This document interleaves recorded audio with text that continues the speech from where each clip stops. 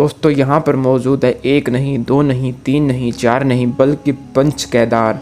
अगर आपको लगता है कि केदारनाथ धाम सिर्फ एक है तो इस वीडियो को एंड तक जरूर देखिए। क्या है इसके पीछे की कहानी और रहस्य, इस वीडियो में हम आपको बताएंगे। दोस्तों आप देख रहे हैं दिव्य मंदिर दर्शन। अगर आपने अभी तक हमारे चैनल को सब्सक्राइब नहीं किया है तो इसे तुरंत सब्सक्राइब करके बेल आइकन को प्रेस जरूर करें ताकि आपको आने वाली ऐसी धार्मिक वीडियो मिलती रहे। दोस्तों इस कहानी की शुरुआत होती है महाभारत के युद्ध के बाद, जब पांडव अपने पापों से मुक्ति के लिए भगवान शिव के दर्शन चाहते थे, जिसके लिए वे कैलाश पर गए। लेकिन भगवान शिव उनसे नाराज थे और उन्हें दर्शन नहीं देना चाहते थे, इसलिए वे वहां से अंतर्ध्यान होकर केदार में जा बसे। पांडव भी उनका पीछा करते करते केदार पहुंच गए, जिसके बाद भगवान शिव ने बैल का रूप धारण कर लिया और अन्य पशुओं के बीच चले गए। और जब इस बारे में पांडव को संदेह हुआ तो भीम ने अपना विशाल रूप धारण कर लिया। भीम ने 2 पहाड़ों पर पैर फैला दिए। अन्य सभी गायें बैल वहां से निकल गए, लेकिन भगवान शंकर रूपी बैल पैर के नीचे से जाने को तैयार नहीं हुए। तब भीम ने बैल की त्रिकोणात्मक पीठ का भाग पकड़ लिया। भगवान शंकर ने पांडवों की भक्ति और दृढ़ संकल्प देखकर प्रसन्न हो गए। उन्होंने दर्शन देकर पांडवों को पाप मुक्त कर दिया। उसी समय से भगवान शंकर बैल की पीठ की आकृति पिंड के रूप में श्री केदारनाथ में पूजे जाते हैं।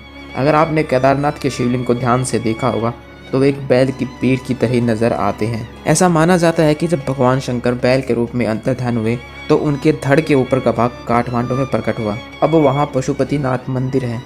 इसके अलावा भगवान शंकर की भुजाएं तुंगनाथ में, मुख रुद्रनाथ में, नाभि महेश्वर में और जटा कल्पेश्वर में प्रकट हुई।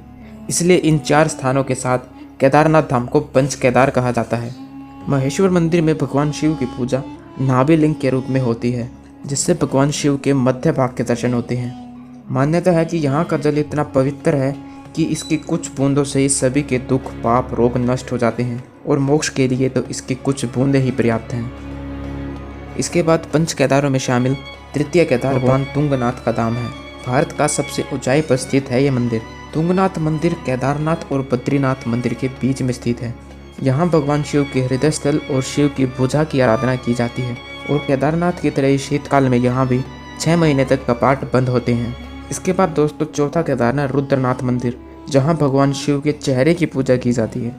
यह भारत का इकलौता ऐसा मंदिर है जहाँ भगवान शिव के चेहरे की पूजा होती है। पंच केदारों के चौथे केदार रुद्रनाथ में विशाल प्राकृतिक गुफा में बने मंदिर में शिव की दुर्लभ पाषाण मूर्ति है, जहाँ शिव जी गर्दन टेढ़ी किए हुए हैं।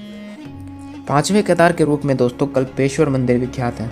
इसे कल्पनाथ नाम से भी जाना जाता है। यहाँ भगवान शिव की जटा के दर्शन होते हैं और ये शिव का एक ऐसा इकलौता मंदिर है जो 12 महीनों तक खुला रहता है। जी हाँ दोस्तों, ये एक ऐसा शिव जी मंदिर है जो साल के 12 महीने तक खुला रहता है।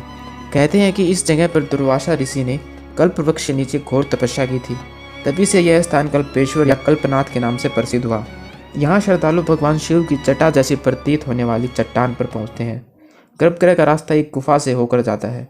इन सभी 4 मंदिरों के दर्शन करने से ही केदारनाथ के दर्शन करने जैसा ही लाभ मिलता है। इसलिए इन 4 स्थानों सहित श्री केदारनाथ धाम को मिलकर पंच केदार कहते हैं।